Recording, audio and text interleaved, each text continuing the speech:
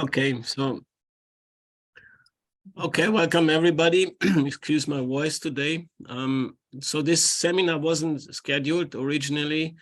It grew out of a discussion in the last seminar on path integrals. So we are expecting Philip to make some connections to the previous seminar on path integrals. So Philip, whenever you're ready, go ahead. Yes, well, everyone, hello. Nice to be joining you. And thank you, Andre and Francesco, for inviting me to speak. My topic is the normalization of the quantum field theory vacuum. And you'll see that this is not quite as trivial as it might be, and it has implications for quantum gravity. So the outline of the talk: is the Dirac norm of the vacuum finite? Question. How could it not be? Because we always take it to be finite. Well, if you specify an action and canonical commutators, that on itself does not fix a Hilbert space. It's possible that there may not be one at all. In fact, I don't know of a general theorem that would guarantee that there might be one. The path integral may not exist, not just with real measure. The path integral may not exist in any complex domain at all. I don't know of any proof that says a path integral must always exist. Does PT symmetry guarantee that a domain does exist? I believe this is the most interesting question. I don't know the answer to this, and I hope that maybe this talk might stimulate consideration of that question. I will show you a path integral shortly, which does not exist unless you impose PT symmetry. So is the vacuum matrix element finite? So I'm going to present a procedure which will enable us to determine whether or not it is finite. And then I'm going to show you that for a standard second order derivative bosonic field theory, it is. The procedure is designed to enable us to write quantum field theory Hamiltonian as a first quantized derivative operator. Once we have a first quantized derivative operator, we can determine this norm. I will then show you that the Dirac norm is not finite for a fourth order derivative theory.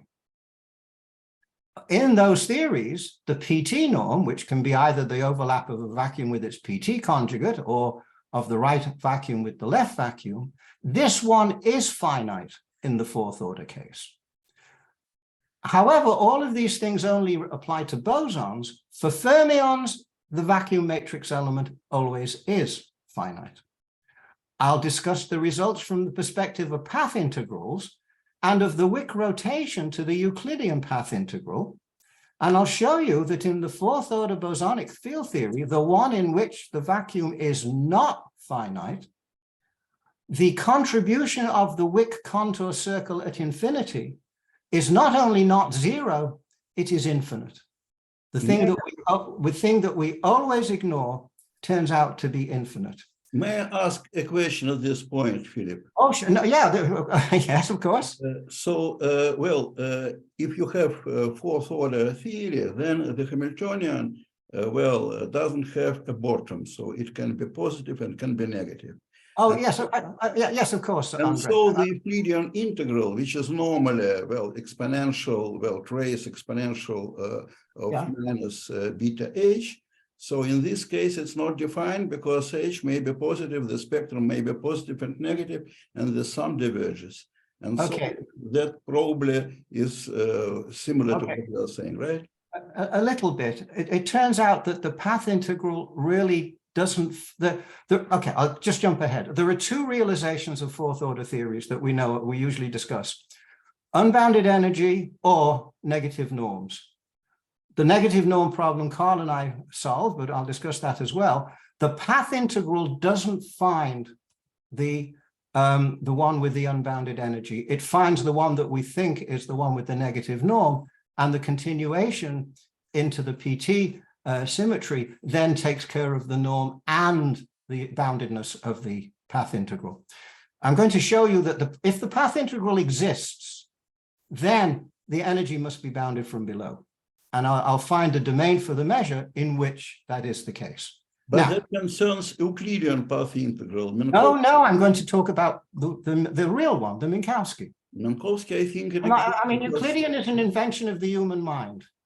Minkowski is the one that matters, but I will discuss the connection between Euclidean and Minkowski, and we'll see that the Wick rotation gets in the way. And this is, basically, the Wick rotation makes a contribution, and it's sort of, you're correct, it's an indirect consequence of the Ostrogodsky instability.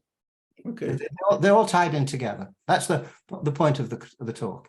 Okay, now, once you've got the vacuum is not finite, then the Dyson-Wick expansion fails. And the Feynman rules that you derive from it fails. And since those are the ones that people use in trying to construct a consistent theory of quantum gravity, they all fail as well. So that's the outline of the talk. Now, there's a hidden assumption in quantum field theory. We take a neutral scalar field, we can construct a Hamiltonian, we can construct a wave equation, and we introduce a canonical commutator. We can solve the wave equation in terms of A's and A daggers, and the A's and A daggers obey a delta function quantization. That's just this condition written in momentum space, and the Hamiltonian is A dagger A plus A dagger. Given this Hamiltonian, we can show that the no particle state obeys A annihilates the vacuum. That's the no particle state. However, that does not tell us what this matrix element is. It does not tell us that the vacuum matrix element is necessarily finite. It only tells us something about the ket. It does not tell us anything about the bra. And those of you that have worked in PT theory will know, knowing the ket is never enough information to fix the bra. A question here. Sure, yes, okay. Okay, so let's say I take my field theory and I put in a very large box for infrared regulation. Yes. I mean, it's not very important because you have a mass here. And also I put it on a lattice. Yes. To make UV regularization. Yes. So in a sense, I just have a bunch of many free oscillators. I can decouple the theory into many free oscillators, normalized in the box. Yes. And the Fock vacuum is just the tensor products of all the Fock vacuum. And the norm exists as long as the volume of the box is finite. And no, it's got nothing to do with the volume of the box. Okay. You see, it's because this is a Dirac delta, not a Kronecker delta. Fine, but what I'm saying, normalization works for Kronecker delta. It does not work for a but when the box anyway, stay with me. Stay with me. I'm going to show you that the path integral for certain theories doesn't exist. And putting in the box is not going to make any difference. But I put both the box and put the system on a lattice. Fine. Okay. So all you've done, Joshua, I'm going to give the talk and then you can ask me at the end. But basically what you're asking is, under what conditions is the limit of taking the box size to infinity and the lattice spacing to 0? In what limit is that continuous? That's the question you're asking. Yes, and I'm going to show you that in certain cases it's not continuous. Okay, I'll wait and see. No. Your job is to show it's continuous, not my job. It's not my job to show it's not continuous. It's your job to show that it is. You are giving the talk, so I'm going to wait and see what you're going to say. So we'll thank you. Anyway, we'll get there. Okay. Now, for the same theory, we can introduce a propagator, and here's the propagator, and it satisfies this differential equation. Now, to develop quantum field theory, we need to relate this C number propagator to a matrix element of quantum fields. Now, I now apply the box operator to this matrix element, and what I finish up with is not just the delta function, but the delta function multiplied by the vacuum norm. Therefore, I can only identify this quantity d of x as the propagator if the vacuum is normalized to 1. Now, if the vacuum is matrix element is finite, then of course I can always rescale it to 1. However, that presupposes that the normal of the vacuum, normalization of the vacuum is not infinite. Now, I don't know of any proof that guarantees that it must not be infinite, either in this case or in any case, and taking it to be finite is a hidden assumption. So I'm going to investigate. I'm going to investigate whether or not we can find the vacuum, calculate this object. And the reason I'm going to do this is because I have cases where when you calculate this object, it actually is infinite. And that's what got me interested in this. Now, I'll present a procedure. Philip, I thought that was one of the assumptions of quantum field theory. Isn't it true that if you read something like Streeter and Whiteman, isn't that a beginning assumption that the vacuum is normalizable? Yes, that it exists and it's normalizable. Of course, it may be possible to make up, horrible theories where it isn't.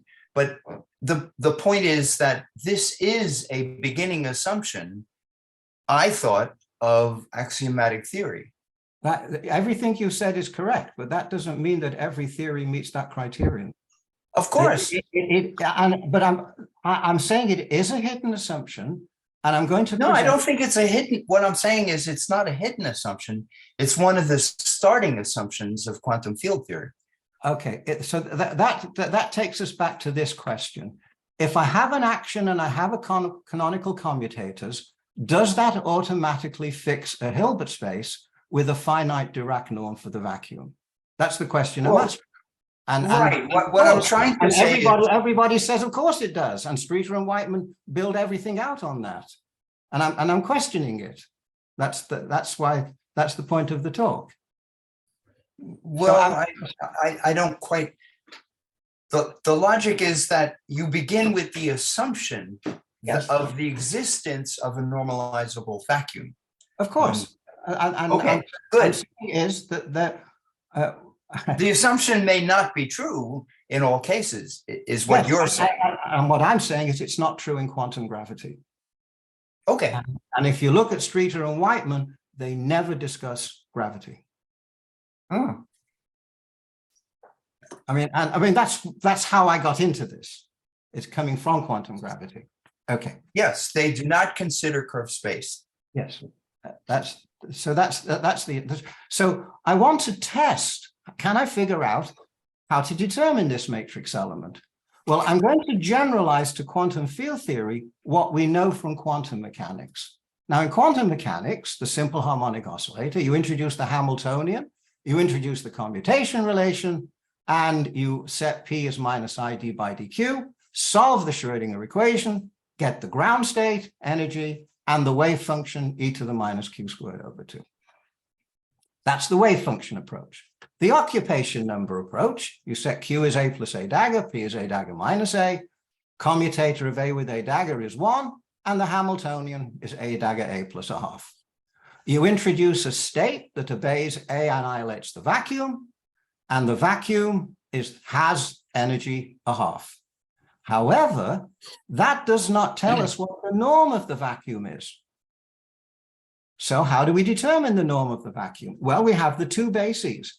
We have the occupation number basis, and we have the wave function basis. Can we relate them? So since A is Q plus IP, we set QA on the vacuum is Q plus D by dQ acting on the matrix element of Q omega equals 0 because A annihilates the vacuum. Solution Q omega is e to the minus Q squared over 2, which is the one we would of course expect. Therefore, we can identify the ground state wave function as the overlap of Q with omega. Now we can calculate, finally, now we can calculate the norm of omega by introducing a complete set of states. And this becomes the integral dq, psi star 0 of q, psi of q, integral dq, e to the minus q squared over 2 squared is root pi, which is finite. So we're able to establish for quantum mechanics that the norm of the Dirac norm of the no particle state is finite. And then once it's finite, we can divide by pi to the quarter, and then it's normalized to 1. So we're able to do this because we know the form of the wave function. Now, the procedure is straightforward and familiar, but it works because the wave function basis and the occupation number basis have something in common. They're both based on an infinite number of degrees of freedom. The occupation number basis, we can represent the creation annihilation operators as infinite dimensional matrices labeled by omega, A dagger squared omega, and so on. For the wave function basis, the coordinate q is a continuous variable that goes between minus infinity and plus infinity. The two sets of bases are infinite dimensional, one discrete and the other continuous. Hold on, Frida. One discrete and the other continuous. The advantage of the continuous basis is that it enables us to express the normalization of the vacuum as an integral with an infinite range, an integral that is either finite or infinite. Now, the problem is for field theory, we can do the occupation number basis for the Hamiltonian. Can we write the field theory operator as a wave operator? And that's what I'm going to do. So, Frida, yes. Well, you noticed that you used another assumption that you can insert a completeness relation to relate somehow the norm and your. Oh no. The momentum, the eigenstates of the position operator are complete. I'm not disputing that. I'm only using the. You perform the integral from minus infinity to plus infinity. Yes, of course, because I'm this is a special contour you choose. No, I am allowed. What is this matrix element, Q with omega? It's the overlap of an eigenstate of the Hamiltonian with an eigenstate of the position operator. I'm using the regular position operator. I know the wave functions. I know the completeness relation, and I can insert this in here. It's perfectly legitimate. But you were questioning about the finiteness of the norm of the ground state. Now you but I know the norm of the eigenstates of the position operator. So what I can do, what is the wave function? It's the matrix element of the overlap of the position operator with the eigenstates of the Hamiltonian. And therefore I can ask what is this norm in terms of its overlap with the position operator, with the eigenstates of the position operator. I'm not doing anything unusual about the position operator, because you see, the position operator is defined for a quantity q. The Hamiltonian is a function of different choices of p squared, of p and q. It's not, there's no such thing as a unique Hamiltonian, but there is a unique position operator. And therefore I can always construct. But the brass and the cats, in the sense of position operator, they are not normalizable because they give a delta function. They never need to be normalized. They don't need to be normalizable. This matrix element is still finite. It's the question of what's the value of the overlap, not the overlap of q with q prime, the overlap of q with omega. That's the issue that we have to address. Okay. So can we do this for field theory? So let's have a look what happens in field theory. We go back to our friend, the second order theory. We've got phi with phi dot is a delta function. We can't set phi dot equal to minus d by d phi. That doesn't work because these are our local operators. But we could write that phi dot is a functional derivative with respect to phi. That's the standard way of realizing this commutator. But it's not, it's very, very formal, and it doesn't get you very far. However, we can express the Hamiltonian in terms of creation and annihilation operators, which is what we just did. So we just now go, what we're going to do is we're going to reverse engineer and go back to the wave representation. We have the A's and the A daggers, so I can introduce Q's and Q plus IP, Q minus IP. They obey the delta function relation, and the Hamiltonian can be written as P squared plus Q squared. Now, and the field itself can be written in terms of the Q's and P's. Now, the reason I'm doing this is, and this is the key point, the Hamiltonian is an integral of the field operators. Trying to work with the theory at the level of the fields you have to do it at every single point. But the Hamiltonian is integrated over all points, and therefore it depends on the A's and A daggers and not directly on the field at each individual point. So we can do that, and when we do it, we find that this is the field operator, and now I've written the Hamiltonian in terms of p squareds and q squared, but each one for a different k. However, these q and p, they bear no relation to any physical position or momentum operators. The only role they've done is to enable me to convert a discrete infinite basis into a continuous infinite basis.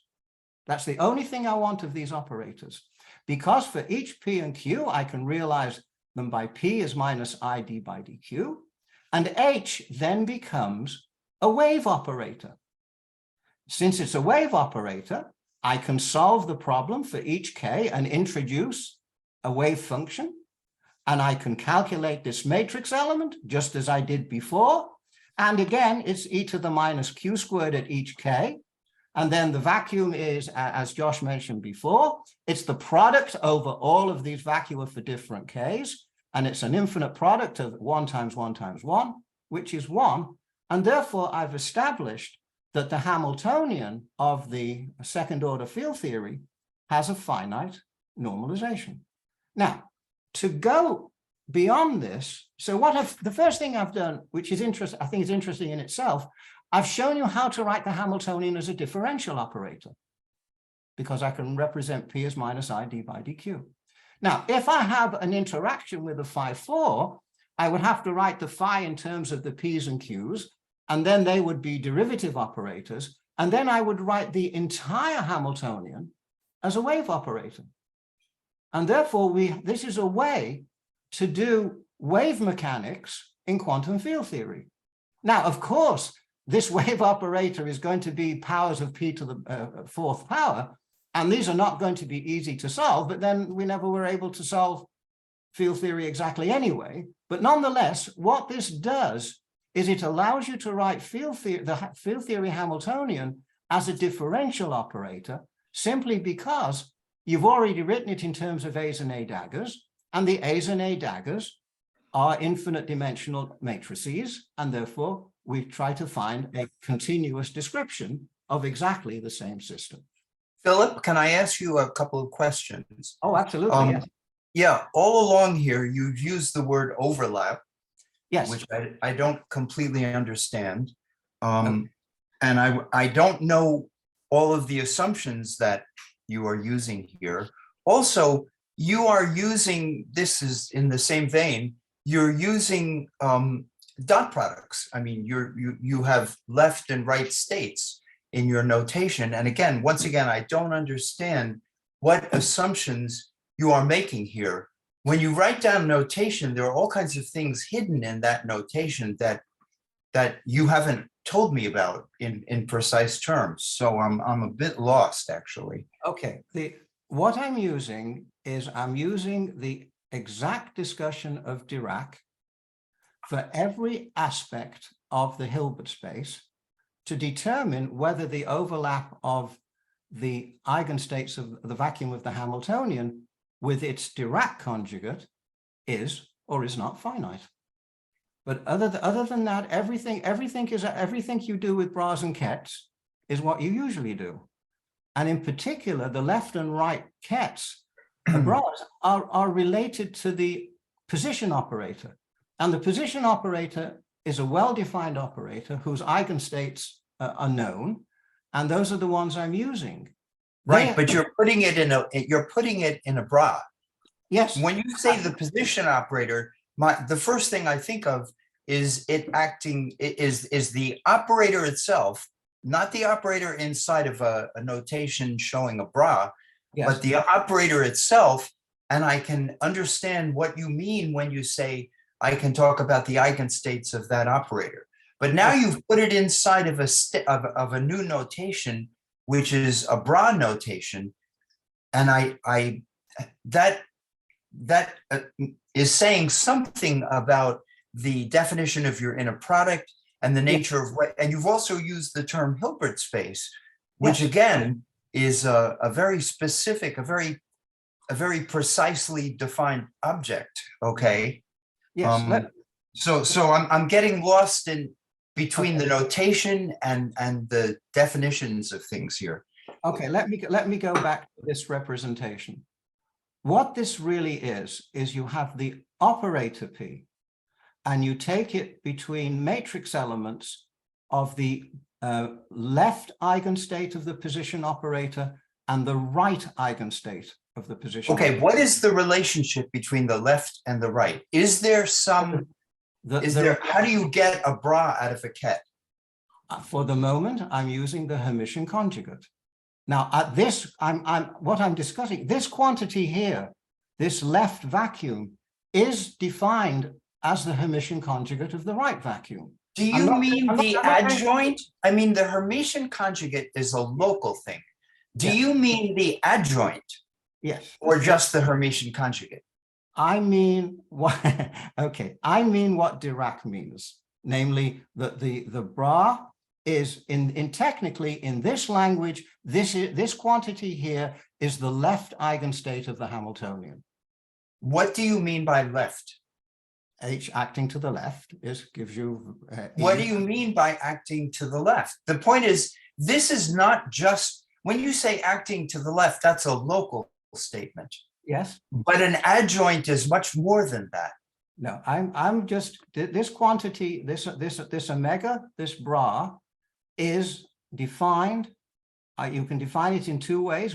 In my case, this quantity is the eigenstate of the Hamiltonian, where the Hamiltonian acts to the left instead of to the right.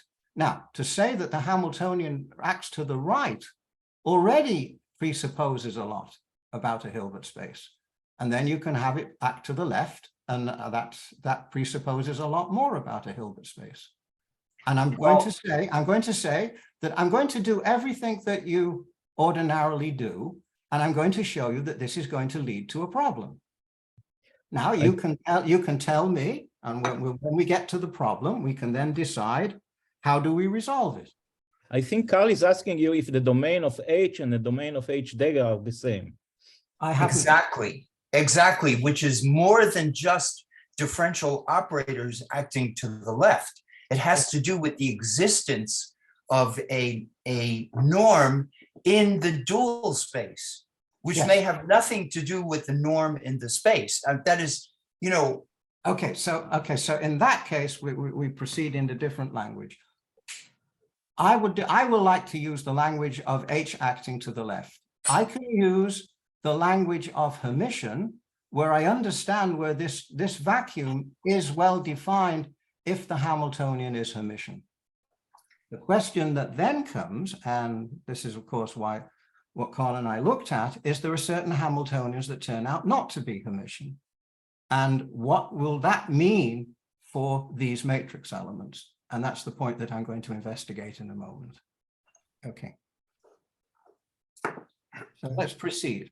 So the general prescription is to convert the occupation number space Hamiltonian into a product of individual occupation number spaces, each one for each k, and then determine whether the equivalent wave mechanics ground function wave function constructed this way has a finite normalization in the conventional Schrödinger wave mechanics theory sense. If it does, then the full vacuum of the Hamiltonian also does.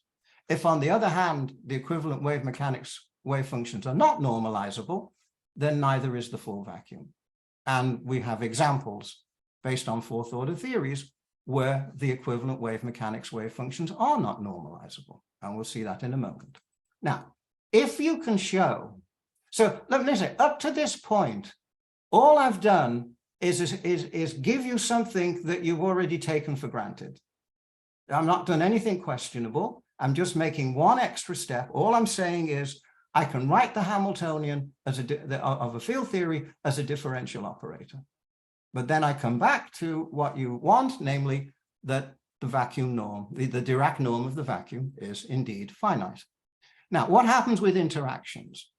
If the free theory propagator is finite, which it will be if the free theory vacuum is, that's the argument I gave you before, then the interacting propagator will be finite if the theory is renormalizable. Consequently, the renormalized vacuum will be finite too. Thus, the only thing you need to do to establish the finiteness of the vacuum of a renormalizable theory is to make a creation annihilation operation representation of the free theory, and then interactions will take care. And I'll come back to that point in a moment. Now, everything that I've done was driven by the fact that the dimension of the occupation number space is infinite, which happens for any bosonic field. But because of the Pauli principle, the occupation number space for fermions is finite dimensional, and therefore fermions have to be treated separately. So I've given you a theory where vacuum omega is finite. Now I'm going to give you one which it's not. The example is based on the second plus fourth order derivative neutral scalar field theory.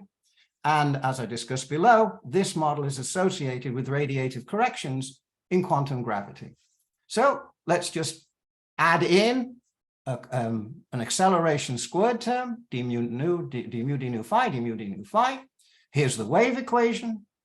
Here's the propagator. The propagator has the famous minus sign, and so it has a potential ghost. To respond to Andre's question from earlier, if you take this as the propagator, then all the poles are positive. K squared equals m1 squared, k squared equals m2 squared. There are no negative energy poles in this propagator if you use the standard I epsilon prescription of Feynman. So the Feynman propagator automatically locks you into a configuration where there's no Ostrogodsky instability. If you want to have an Ostrogodsky instability, you have to use a different Feynman contour where negative energies propagate forward in time.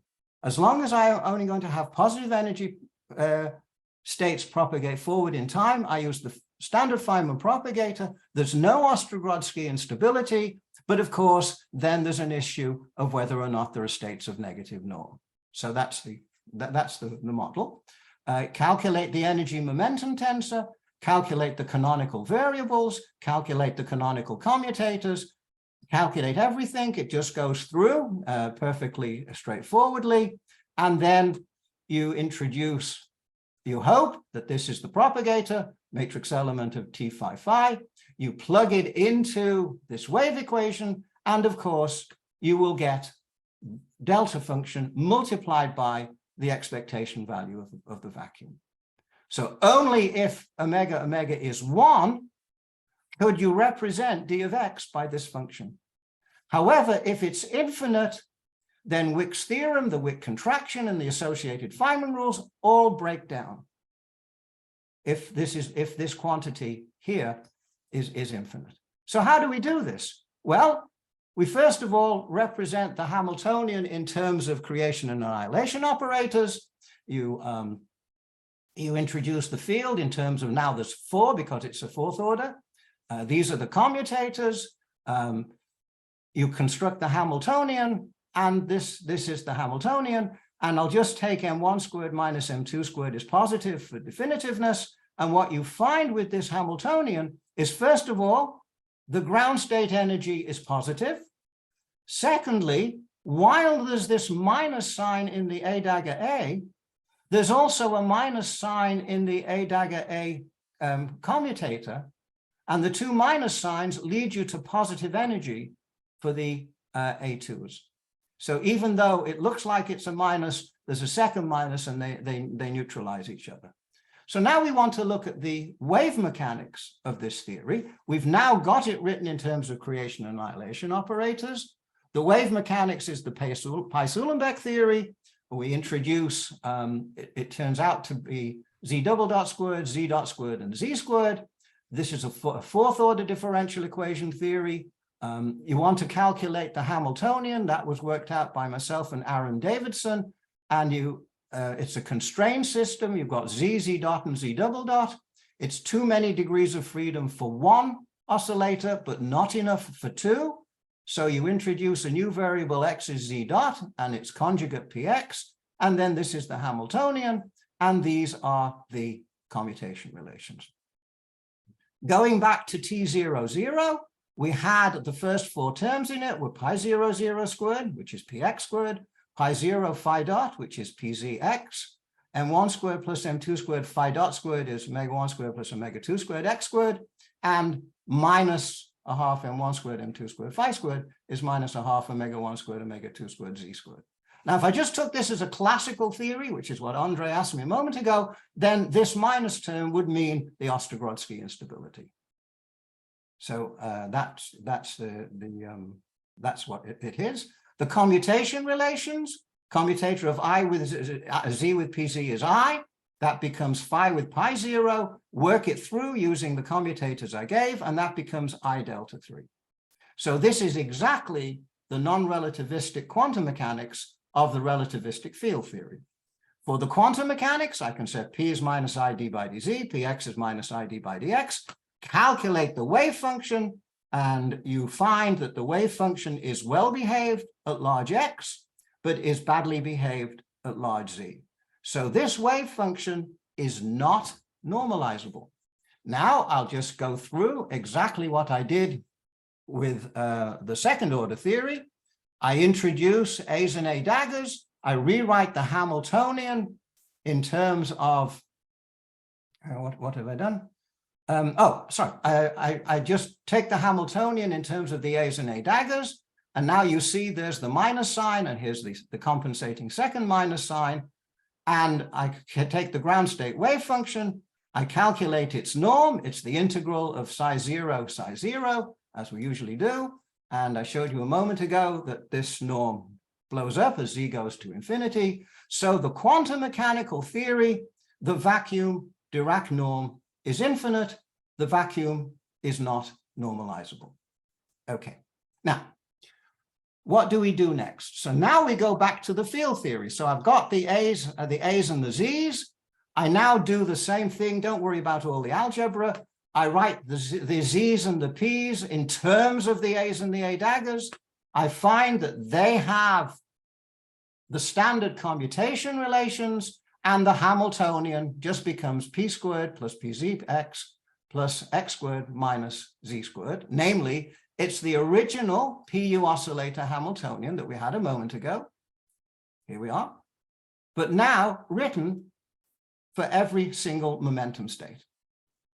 So the point is, once I've got the Hamiltonian in terms of the A's and A daggers, which we have, that's always the case, then we can convert it back to the Z's and the P's, and then we can write the Hamiltonian as this quantity, because the Hamiltonian is the integral of the energy of T00, and that's integrated out the spatial dependence, and I get this Hamiltonian, which is the Hamiltonian of the quantum field theory. Now, I represent the commutation relations by the derivative operators. I now require that A1 annihilates the vacuum. That gives me a condition. A2 annihilates the vacuum. That gives me a condition. Solve that relationship, and I find that the wave function at each k is exactly the one we had a moment ago for the PU case, namely plus z squared and minus x squared. Now I calculate the norm of the vacuum, and I find, because the wave functions blow up at large z for every k, I find that the normalization of the field theory vacuum is infinite. So what I've done is I've repeated just what I did for the second order theory. I've worked it through step by step, identical steps, and I found that for the fourth order case, the calculation of the overlap of the vacuum with itself, I found that the product is infinite. Whereas previously for the second order theory, it was finite. So now we now have a question. Well, does that mean that the theory is dead? Or does it mean that we've got the wrong Hilbert space? Or in Carl's language, we've got the wrong bra. And let's see now how do we know I've got the wrong bra? If you analyze the second plus fourth order theory with a conventional field phi of x, which is Hermitian, then A1 and A2 are the Hermitian conjugates, A1 dagger and A2 dagger. the A2 dagger A2 term would be positive definite, and the energy in the Hamiltonian, because of the minus, because of the, where's it gone?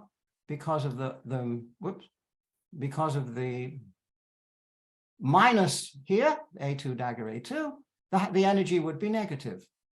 If you calculate the norm of the state 2, you would come to the conclusion, if you calculate the norm, you would come to the conclusion that vacuum A2 dagger vacuum would be negative. And that is usually taken to mean that there are states of negative norm. However, if this vacuum matrix element is negative, then A2 dagger could not be the Hermitian conjugate of A2. The dagger is just a symbol. I've assumed that it was the conjugate, but it can't be, because this has to be positive. But if A2 dagger is not the conjugate of A2, then phi is not Hermitian. And if phi is not Hermitian, then neither is the Hamiltonian. But we know the Hamiltonian is not Hermitian because the wave functions are not normalizable. So the Hamiltonian is not self-adjoint. So it's not that this analysis means that the theory is dead. It means that the analysis is not correct. So how do we make it correct? Well, what Carl and I have shown, and I'll just state the results because it's just algebra, is you want to make Z go to IZ, but how do you do that? You have to introduce a similarity transformation, which transforms Z into minus IZ and to its conjugate into IPZ. And you can also do that in the field theory. For the wave function, you just do e to the IPZZ, and for the field theory, it's e to the pi 0 phi integrated over all space. So we can make this transformation, and when we do that, we finish up with a new Hamiltonian, and now we get an I from the transformation, but we still have canonical commutators. Now, this Hamiltonian is manifestly not Hermitian because of this factor of minus I, but it's manifestly self-adjoint because we've continued Z to IZ, and the wave functions are beautifully minus y squared, minus x squared, are nice and well-behaved. And this Hamiltonian here has all real eigenvalues because the poles of the propagator were all on the real axis and they haven't moved by a similarity transformation. So a Hamiltonian, which is not Hermitian, but is self-adjoint and does have real eigenvalues, is PT symmetric. And indeed, you can check Y and X are PT odd and P and Q are PT even. And that makes the Hamiltonian PT symmetric, but also preserves the PT symmetry of the canonical commutators.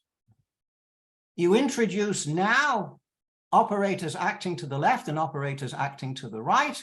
You construct the right wave function and the left wave function. You calculate the overlap, and the overlap is finite. And therefore, the overlap of the left vacuum with the right vacuum is finite. So by making this similarity transformation to this new case, we discover that now we have a well-behaved vacuum which is normalizable. Now, I won't go through all of this analysis. I'll just tell you, because this is straightforward, I now do exactly the same thing for the field theory. I make the same similarity transformation. I get the new A's and A hats because it's no longer the Hermitian conjugate of A1. It's a PT conjugate, and you form all the same commutation relations as before. You calculate the vacuum matrix element. I won't take you through the calculation because it's just repeating what we did previously, and now you get that the vacuum is normalized to 1. So the results that we derive for the Pais-Uhlenbeck non-relativistic case carry over to the quantum field theory. And so what we find is that the theory which has the fourth order term, the theory of the fourth order term, has a good vacuum, but it's not the Dirac norm, it's the PT norm that you have to use in order to make this theory make sense. Now, let me now discuss what this means for path integrals and how do we now connect between Minkowski and Euclidean? For the Pi-Suhlenbeck theory, I'll just write down the action, and I'll write down, the Lagrangian, and I'll write down the Minkowski path integral. Now, I have a fourth order theory, so I need two initial conditions and two final conditions for the path integral. That means that the integral over z and the integral over z dot are independent. And that's what we had before, because we replaced z dot by x. And so this, you just replace z dot by x in here, then this is the Hamiltonian, but now we integrate over all the z paths and all the x paths. But this path integral doesn't have a definition until you make it convergent. And the way to make it convergent is to introduce the Feynman I epsilon prescription. You replace x squared, omega 1 squared and omega 2 squared by omega 1 squared minus I epsilon, omega 2 squared minus I epsilon. And then you get, from over here, minus 2 epsilon x squared, but from here you get plus epsilon z squared. Now, if you integrate this path integral over all real x and real z, it blows up. This path integral does not exist with a real measure. And that is telling us that if this path integral represents a Green's function, then that Green's function cannot be this one, because this one would have to be infinite. It can't be the standard Green's function that you use in field theory. So how do we make it converge? We have to continue z into the complex plane so that this becomes minus y squared. And now the path integral does exist. So in this particular theory, there exists a domain in the complex plane, a Stokes wedge, in which the path integral now is fully defined and the vacuum state is normalizable. And this completely parallels the discussion we gave of the wave function a moment ago. Now, this completely generalizes to quantum field theory with the scalar field, with the second order and fourth order terms, and that was done by Hawking and Hertog. And they found something very interesting, but let's just repeat. The path integral in Minkowski space with real x and z does not exist. However, what they discovered, or Hawking and Hertog discovered, was that if you make a Wick rotation to the Euclidean path integral, then the Euclidean path integral applies a minus sign times something which is positive definite. And therefore, this integral is well defined on every path in the Euclidean case. And so the Euclidean path integral exists perfectly with real x and z. Now, the minus sign comes when you do the contour, you come back down the imaginary axis. You don't go up the imaginary axis. It's only because you close the contour that generates this minus sign, because the sum of the horizontal plus the vertical is 0, or at least you would think it is. Well, now we've got a problem. The Minkowski path integral didn't exist. The Euclidean path integral does exist. But this is a mathematical identity. Therefore, the contribution of the circle at infinity cannot be 0. In fact, not only cannot be 0, it has to be infinite. And therefore, if you want to do Euclidean field theory, you can't just do it. You've got to first check that when you do the Wick contour rotation, that you don't get a contribution from the circle at infinity.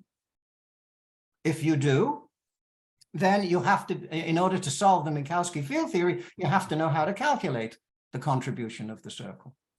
Now, something funny happens. So we find the following: real variables, Minkowski path integral doesn't exist, Euclidean path integral does. Continuing z to minus y, to iy. Now the Minkowski path integral does exist. The Euclidean one doesn't. That becomes a plus sign. So if we did the continuation into the complex plane, then now the Minkowski one exists and the Euclidean one doesn't. Therefore, again, we can't throw away the circle at infinity. So whichever way you do it, you can't get the path integral to exist in both Minkowski and Euclidean. You can get it to exist in one or the other, but not in both, because there's always a contribution from the Wick contour. So another way of saying it, the path integral approach is only valid if the vacuum state as determined in the Minkowski case is normalizable. Otherwise, the Wick rotation contour. Yes, Uwe, you have a question. Yes, I have a question.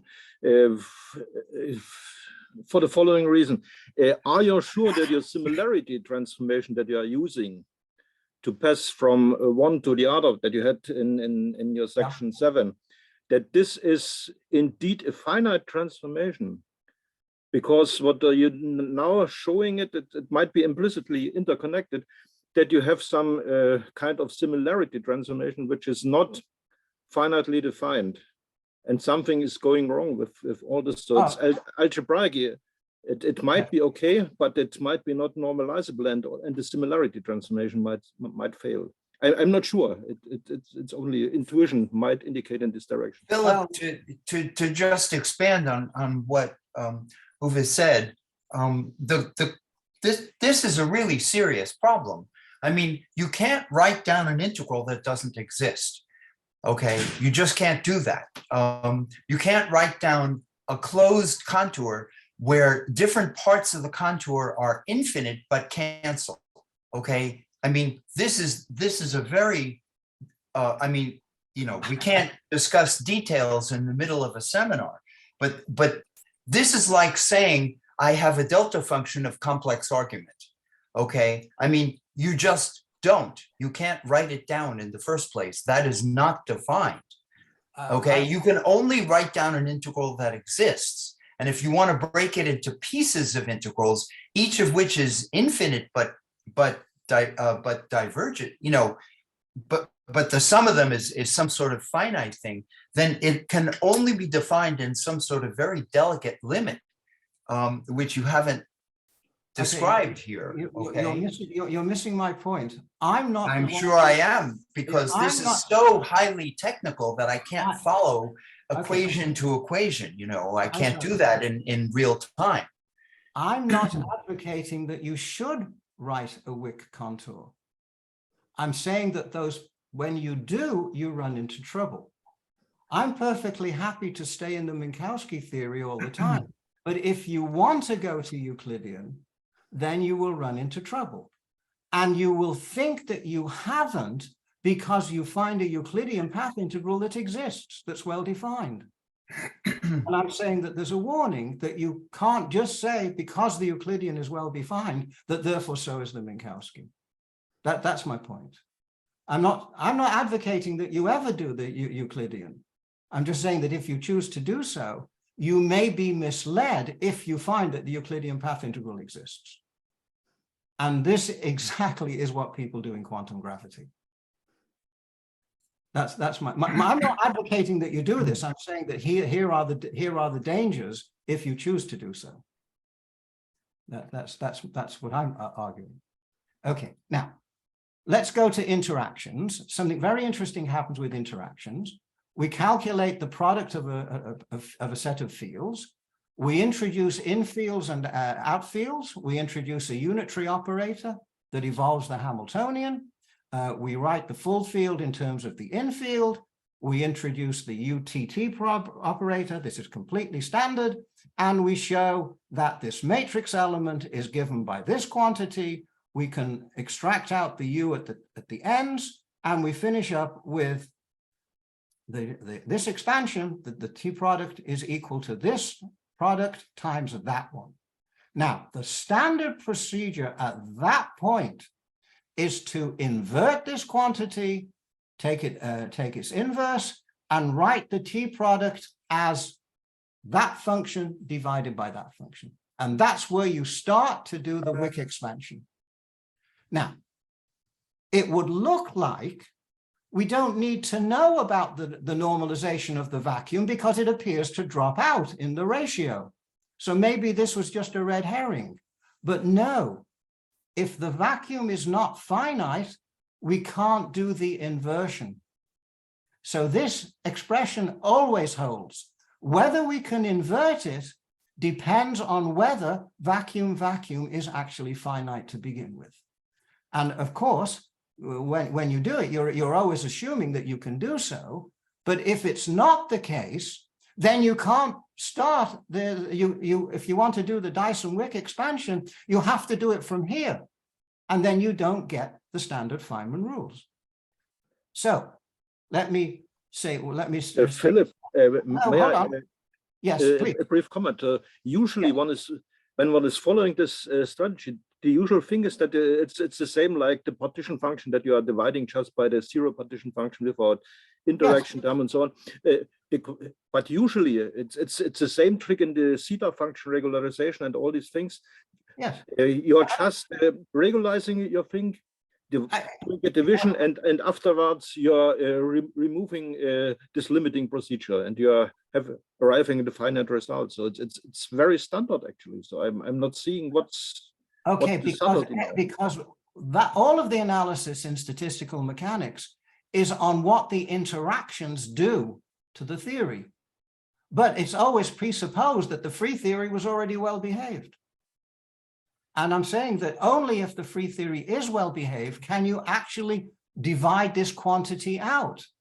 So the standard assumption that you can divide out by the zero partition function is dependent on the zero partition function being finite. No. That's the usual trick. You are starting with a bare operators, and then you are regularizing, doing renormalization, and afterwards you are getting effective physical. As long as the bare vacuum is normalizable, yes. No, it's not needed. Oh, that's what. But that's what I tried to show you. I tried to show you that the path integral doesn't exist. Therefore, it can't relate to therefore, any assumption you want to make about the vacuum is not correct. Yeah, sure, you have to regularize it. Here is that this is the standard derivation of the Dyson-Wick expansion, and it involves a hidden assumption, namely that you can invert this quantity. And you can do anything you want, but you can't avoid, you have to deal with that question at some point. Either this quantity is invertible or it's not invertible. Yeah, but look at the textbook by Burrell Davis, where you have all this technique worked out in cosmology and early cosmology. First of all, I'm sorry to have to argue with you. Burrell and Davis try to do field theory with normal ordering. You can do that in a background classical gravitational field. You can't do that in a quantum gravity field. So you can only study classical fields in a quantum ordinary fields in a classical gravity background, which is what in the book. Now, in this case, you have the asymptotic safety approach of Reuter and Sauer-Essig also. If you have a way to look, if you have a way to show the vacuum is finite, that's fine. But in the meantime, I'm starting from the beginning, and I'm just doing step by step, and I'm showing you where things can go wrong. Now, but there are so many places. They have to be addressed. And the fourth order theory, the quantum mechanics vacuum, is not normalized. The Dirac inner product is not finite. That's all I'm saying. I don't. Yeah, sure. Yeah. I don't think there's any dispute about that. Yeah, sure. And if the Dirac inner product of the fourth order theory is not finite, then the vacuum of the fourth order quantum field theory is also not normalizable. And if it's not normalizable, then all the standard analysis of the Dyson-Wick expansion fails, and the path integral fails, and the Wick contour fails. They all fail. That's all I'm saying. Yeah, and you have these inequivalent vacuum states. Because you made one hidden assumption. I would say that not that the vacuum state is not normalizable, but just there is no vacuum state in fourth order theory. So that's Oh, no, the no, way no, of the thinking about it. I prefer, I'm sorry, the Hamiltonian is well bounded. It has a state of lowest energy. well, then you have a negative norm, and I prefer. No, we have a negative Dirac inner product. Well, That okay. does not mean that there's no other inner product, which Inner is product is the norm, right? So you have the ghost in a sense of negative norm. So that's possible approach, but I prefer the approach when you don't have it, but just you don't have vacuum state, and that's, I think, conceptually easier to think about. That's what I want. Okay. What I said to you right at the beginning was, if you want to have negative energy states propagating forward in time, you're free to discuss that. But that's not the field theory that I'm discussing. And I'm discussing a field theory with a bounded energy with states that appear to have negative norm, but in fact do not, because they have to be reinterpreted as PT states. It's just another description of the same theory. It's not another description, it's a different Hilbert space. My Hilbert space is the one that A1 and A2 annihilate. Your Hilbert space is the one that A1 and A2 dagger annihilate. That's the difference. You've used a totally different Feynman contour, and you've used a totally different, what you call A2 dagger is actually an annihilation operator, because you have negative energies propagating forward in time. Okay, Philip, when you're finished, probably I will have a comment. But oh, okay, fine. Anyway, I'm happy. We'll do that. So all I want to say is that all of the analysis that we usually do is predicated on the vacuum being normalizable, and that has to be checked. Now let's just do fermions. This is very quick for fermions. BB dagger plus B dagger B is 1. B squared is 0 and B dagger squared is 0. So we can represent the B's and the B daggers by two-dimensional matrices. These are finite dimensional, and therefore there's no issue of the normalization of the vacuum. We don't have an infinite number of degrees of freedom. Okay, so fermions are actually cleaner. Okay, finally, quantum gravity. If you start off with Einstein gravity, it's not renormalizable. What you do is you induce terms that are quadratic in the Ricci scalar. When you do that, you get an action which has a Ricci scalar term and a Ricci scalar squared term. You calculate the equations of motion. There's a G mu nu and a V mu nu. G mu nu is the standard Einstein one. V mu nu is the fourth order theory one. And you calculate, linearize around flat space time, and you get what these two quantities are. Where the metric is just flat plus h mu nu, the fluctuation. You introduce the trace of the fluctuation, and then you take the trace of this equation, and it becomes a differential operator equation. We work in a gauge in which d mu h mu nu vanishes, and then we've just got m squared plus box times box h as a source, and therefore this is the propagator. And this is exactly the propagator that we had in the fourth order theory before. So what I've done is I've shown you that starting from second plus fourth order gravity, you're led to this propagator. That propagator, as Andre points out, has an apparent minus sign, which has a real minus sign, which means an apparent ghost. Its good news is that when k squared gets very big, this propagator behaves like 1 over k to the 4, and that makes the theory renormalizable. But the question is there a problem with the minus sign? Now, Philip, what is the m squared in terms of the Baire quantities in the Lagrangian? M squared is the Planck mass. Ah, okay. This is just 1 over 16 pi g. Okay. Yes. Now, people say the following. Well, we know that people think there is a real ghost, and so they say, we know there's a ghost. We don't know anything about Bender and Mannheim, but don't worry about it. We can work at energies way below m squared, and then we don't need to worry about it. And we can't reach Planck scale just yet. However, that doesn't solve all the problems, because the vacuum, even below the Planck scale, is still not normalizable. The problem was not just that you had negative norms, which is the problem that's been known a long time, but the new problem is that this translates into a non-normalizable vacuum in the sense of the Dirac inner product. The inner product is not finite for the vacuum. So even if you drop below m squared, the vacuum suddenly doesn't become finite. So the problem is that you can't, in these theories, you can't do effective field theory. You can't say, oh, well, I'll just integrate out the high masses and just work with the low masses, because you have to still worry about the normalization of the vacuum. Okay.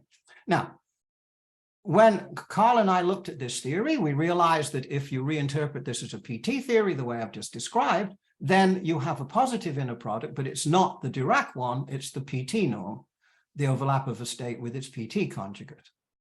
That theory is unitary. And that means that what Carl and I did was we showed that second plus fourth order gravity is a unitary renormalizable theory. The only problem is the m squared state stays in the spectrum. So it would become observable. Therefore, it's not just a massless graviton, it also has a massive state.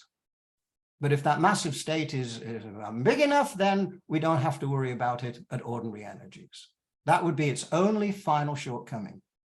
Can we get rid of even the m squared? Well, yes, if we went to pure fourth order, not just a second plus fourth. Now, if I go to pure fourth order, I've got 1 over k to the 4.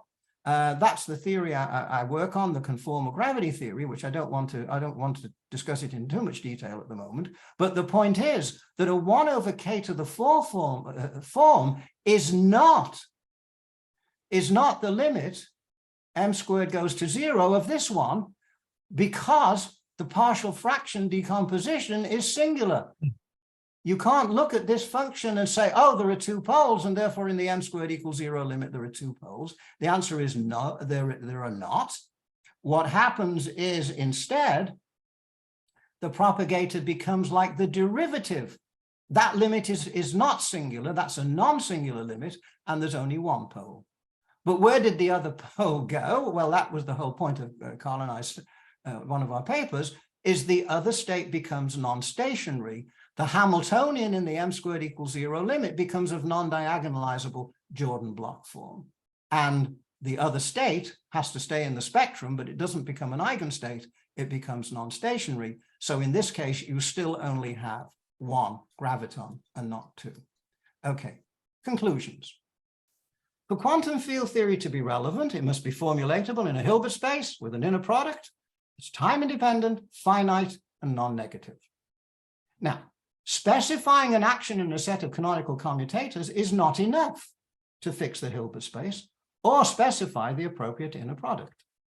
You usually supplement these requirements with the generally regarded as self-evident requirements that the fields and the Hamiltonian of the theory are Hermitian, and the inner product is the presumed finite Dirac one. But this is not automatic for any theory, and so it needs to be checked on a case-by-case basis. We've presented a procedure. The procedure is based on using the occupation number space to construct an equivalent wave mechanics representation. And then we can check for the normalizability of the vacuum state. An alternative, but completely equivalent approach is to check whether or not the Minkowski time path integral with a real measure exists. If it does not, then the standard Dirac inner product is not finite. Use the occupation number space. We found a case, a second order plus fourth order scalar theory, in which the standard Dirac norm is not finite. In this example, the Minkowski time path integral with a real measure diverges, and even though the Euclidean path integral does not diverge, it's actually well defined. Even though contributions from the Wick rotation contour are ordinarily ignored, in this case, they cannot be. That the use of a Euclidean time path integral can be misleading. And even if the Euclidean time path integral is well behaved, it only gives a good description of the theory if the Minkowski time path integral is well behaved too. Since vacuum is not finite, use of the standard Feynman rules is not valid. These rules not only leading to states of negative norm, they lead to states of infinite negative norm. This lack of finiteness means the Hamiltonian is not self-adjoint when it acts on these particular states. The Hamiltonian is PT symmetric in the second plus fourth order case, so we can use the techniques of PT symmetry and continue the fields in the Hamiltonian into the complex plane. Then there is a domain in the complex plane in which one can define an appropriate time-independent, positive and finite inner product, the left-right, overlap of left and right eigenstates of the Hamiltonian, with the resulting vacuum then being normalizable, and with there being no states of negative or infinite norm. In this complex domain, it's the Euclidean time path integral that diverges, while the Minkowski time path integral does not. So again, there are contributions from the Wick rotation contour. In this complex domain, the second order plus fourth order scalar field theory is fully consistent, unitary and normalizable, and this analysis is relevant to the construction of a consistent quantum theory of gravity. Thank you for your attention. Thank you, Philip. Questions, comments? You know, I have a question. Well, no, I already had a questions, but now I have a comment, if you allow me, right? Sure. Okay, so, I agree that there are problems with path integrals for high derivative theories. But to understand what problems are, one needn't go to field theories. Well, it's enough to consider mechanical examples like Poisson-Beck oscillator, because everything is clearly seen there. And now, as I said, there are two equivalent formulations. One formulation which Philip prefers with ghost states, well, indefinite metric, things like that. And another approach when there is norm is always positive, but the Hamiltonian is not bounded from below. And in this approach, you clearly see that indeed Euclidean path integral doesn't exist because, if the energy is positive and negative, the partition function just diverges. Now, what about Minkowski path integral? For a mathematician, it never exists. Well, you know, mathematicians only, they agree to consider only Euclidean path integrals with Wiener measure. For high derivative theories, there is no Wiener measure, and that's not possible. But I want to tell you about some interesting approach. So for us, for more practically minded people, whatever exists can be calculated, right? Now, the question is whether Minkowski path integral can be calculated. And yes, it can be calculated numerically for usual ordinary theories. And there was a good paper, very good paper by Blinnikov and Nikitsin. Unfortunately, it's only a preprint of 2003, where they just numerically calculated path integral for anharmonic oscillator, ordinary anharmonic oscillator. And from that, they were able to determine the spectrum of anharmonic oscillator. Now, the question whether this calculation applies or doesn't apply to high derivative theories. I'm not sure that it applies because when they calculated it, actually, they made just infinitely very small, deviation of the energy to imaginary time, right? So it was not quite Minkowski path integral, but Minkowski with a little bit I epsilon to the Euclidean direction. And they were able to do that then. And if you try to do that for Poisson-Beck oscillator, I don't know whether you can do, especially that the spectrum of Poisson-Beck oscillator with different frequencies. Well, it involves the energies of all the energies. It's point-like spectral with all energies. And if you have, can I stop you, Andre? let me finish, Philip. And if you have the same frequencies for high and back oscillator, it's continuum spectrum. You cannot calculate anything. You cannot calculate the energies, I think, with path integral. Non-trivial question. Let me finish, okay? You keep on telling me I can't calculate something I've already calculated. Okay, one moment. Let me finish. Now, the non-trivial question is whether you can collate something with Minkowski path integral. There is some system where the energies are not well continuous, not all the values, and this approach, which I prefer. But there is a gap in the spectrum. There's the system which Robert and me figured out. There is a gap in the spectrum. Now the question, which I don't know the answer to, is whether this gap can be calculated also with Minkowski path integral. So that's what I wanted to say. Okay, thank you. Okay, Andre, thank you for your comment. I've calculated this path integral. I've published it. I've done the calculation. In what approach? Not in the approach where the spectrum is not bounded from below, or in some other approach? Oh, no. It doesn't exist if the spectrum's not bounded. That's what I'm saying. But I've calculated it for the case I'm interested in, where all the energies are real. And that's I want to associate this with the Feynman propagator, wherever it is, and I want the poles to be on the real. The energies are real. They're also real if they all go all the way down to minus infinity. No, you're in the wrong Hilbert space. I'm using what is wrong and what is right is the matter of taste. Right? No, it's not. No, okay, I'll state it very, very carefully. I have looked at omega 1 squared and omega 2 squared, both replaced by minus I epsilon. And I get a path integral that does not exist.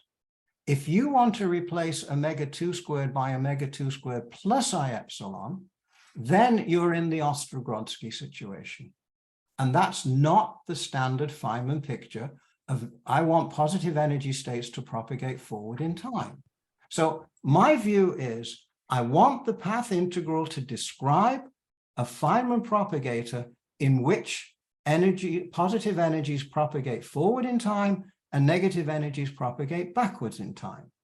Then I have to deal with an issue. And the issue is, but will the norms, will the wave functions, never mind the energies, will the wave functions have positive norm?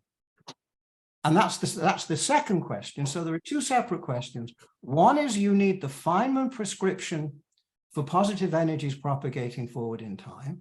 And secondly, you need to determine, are the states of the theory then having positive inner product? And the answer is yes, they do, provided we continue into the complex plane.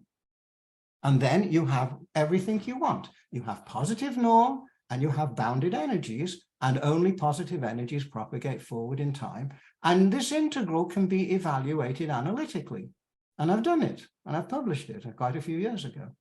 So yes, there is no problem with the path integral once you've found a way to make it exist. But the only way you can ever make a path integral exist is you've got to use the Feynman I epsilon prescription.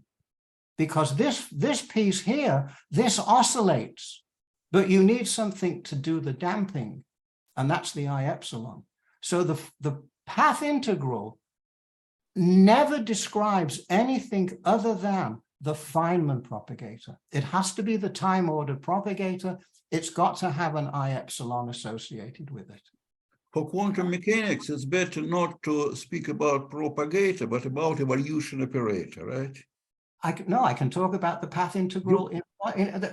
The path integral in quantum mechanics is what this actually is the quantum mechanics. I can talk about the path integral, the quantum mechanical propagator. Yes, it's evolution operator. It's the same, right? No, yeah. 1 over E minus H. It's the resolvent, it's sometimes called. But I can completely discuss that. Okay. And it has a path integral representation, and this is it. However, You need to know the I epsilon prescription in order to make this thing well defined. Namely, you need to have the Feynman description. That's what is needed. Otherwise, the quantity, this object doesn't exist. It's got, you see, another way to say it, Andre, is in going from quantum field theory to quantum mechanics, you keep the time derivatives as the dynamical quantities for the commutators, and you don't care about the spatial dependence. But the spatial dependence never affects the canonical commutators. Therefore, the content of the field theory and why people can do quantum mechanics and learn about field theory is because it's the time derivatives that are appearing in the canonical commutators, and those you retain. That's correct. Yes. And this is all I've done. I mean, the Pais-Uhlenbeck theory that I discussed a moment ago, its canonical commutators are the field theory commutators with the spatial dependence dropped out. I showed you that a little bit earlier. So this object is perfectly okay, and it just generalizes to the quantum field theory, and that's something that Hawking and Hertog have actually done. And these integrals can be evaluated. But they don't, for the fourth order theory, they don't exist until you replace z squared by minus y squared. Then the Minkowski exists. Well, then you go to another spectral problem, right? If you replace the coordinate by z by I. Oh, no.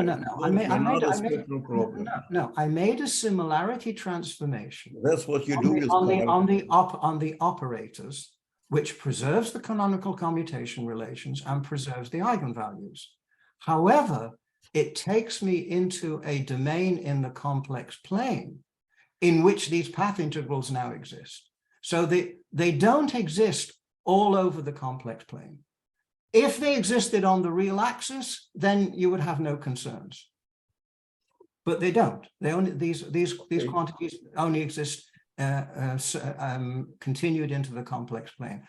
But I'm perfectly free to take the operators and make a similarity transformation, which is what I just showed you. And in the quantum mechanical case, the similarity transformation is just e to the I px times x, which is very straightforward and exists all the time. So all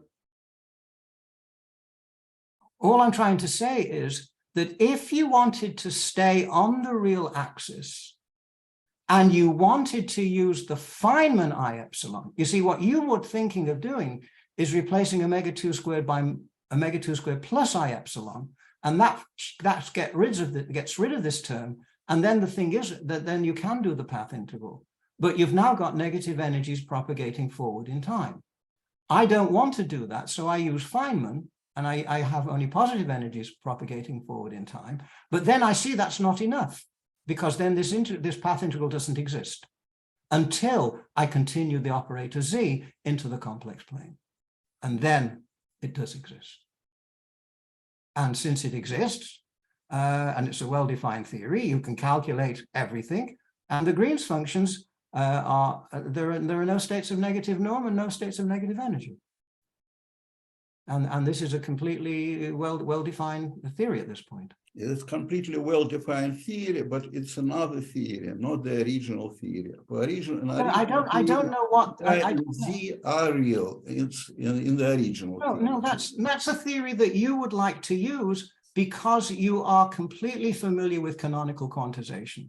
You're presupposing that the only quantum theories of interest in physics are those that can be canonically quantized, starting with real variables in the classical theory. And I'm saying no. I'm saying quantum mechanics is richer than that. Okay. And I don't mind what you call the real theory. Maybe I'll say it differently. We always do physics. We've learned physics, start with classical and derive quantum. But that's not right. Quantum mechanics is the thing that describes the real world. So you start with quantum and you look for a classical limit. But the classical limit is not let the commutators become zero.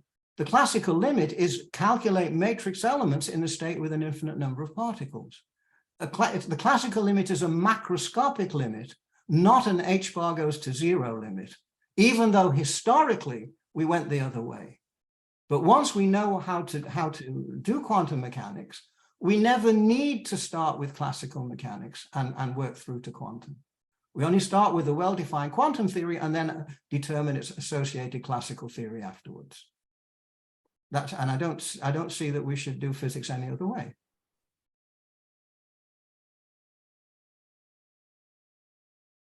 Should we leave it here? Okay, so if you stop recording, then we can have a nice, more straightforward conversation. Should always be straightforward, no? Yeah, of course. Yeah. Okay. Anyway, so if no one has any more questions, then. Can I just make just a last comment? I mean, throughout the talk, you have talked about the Feynman prescription for putting in I epsilons. Yes. That's just a trick. It's the bottom line of a very logical analysis of wave equations. Okay, if you have a wave equation, the solution has to be you have to impose boundary conditions. Okay, otherwise it's just a differential equation, and we don't know what the solutions are like. Mm-hmm. Okay, if you have a wave equation, the natural boundary condition to impose is outgoing waves. Okay, because we don't want to have a source at infinity, which is some sort of magical something or other producing energy that's coming in to visit us. Okay, so we want to have outgoing waves. If you want to impose outgoing waves, you can do that in the formulation of the wave equation, okay, in a number of different ways. You can use tricks, you can use more physical conditions like the outgoing wave condition, okay, and this will specify the solution to a wave equation. And what I'm talking about here is a non-interacting wave equation, because you always begin with a linear equation, okay? We're not going to have particle creation, okay, yet, okay? This translates into the so-called Feynman trick. You know, that's not a trick. That's just the bottom line of an outgoing wave condition argument, okay? And this is where the physics is put into the problem, okay? It's absolutely crucial to have outgoing wave conditions, because this is what preserves, this is the way to impose, you know, the condition of time flowing forward, okay, and not some sort of magical condition of stuff coming in from infinity, okay. And that's all I want to say, because this is a very long discussion, and we've had this discussion many times in the past, okay. And I don't like the use of the so-called Feynman trick. This is just Feynman's understanding of mathematics, where there is a very sound and logical basis for the way you insert plus I epsilon or minus I epsilon in a definition of an integral. But this is a long discussion that I don't want to persist on. Okay, but this is the basis of causality, which is a crucial assumption in a quantum field theory. I completely agree with you. I didn't reach the I epsilon prescription this way. Feynman originally formulated a 5-dimensional formulation. It's a relativistic quantum mechanics in which you just go forward in the 5th coordinate. But that translates into going forward and backward in the ordinary time. And that's how you get the Feynman propagator with that particular I epsilon prescription. So you can think of it as forward in a 5th dimension. And that's the Feynman-Stuckelberg. That's how they do it. Another way to say it is this: the propagator is always 1 over k squared minus m squared. That's not a defined object. You have to choose, you have to define a contour in which to give it a meaning. And that's the one that I'm using. It's the I epsilon prescription. And I'm just pursuing this to see where it takes me to. I'm not doing anything abnormal. Okay, one sign of epsilon corresponds to outgoing waves. The Yes. other sign corresponds to incoming waves. Yes. Only the outgoing wave condition is what is consistent with causality. Mhm. Okay, but this is a longer discussion. I don't think we should, overwhelm. I mean, this has been going on for some record time by now. So let's not go. Okay. Let's not do it here. Okay.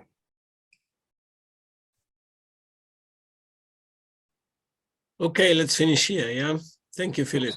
Thank you. Can you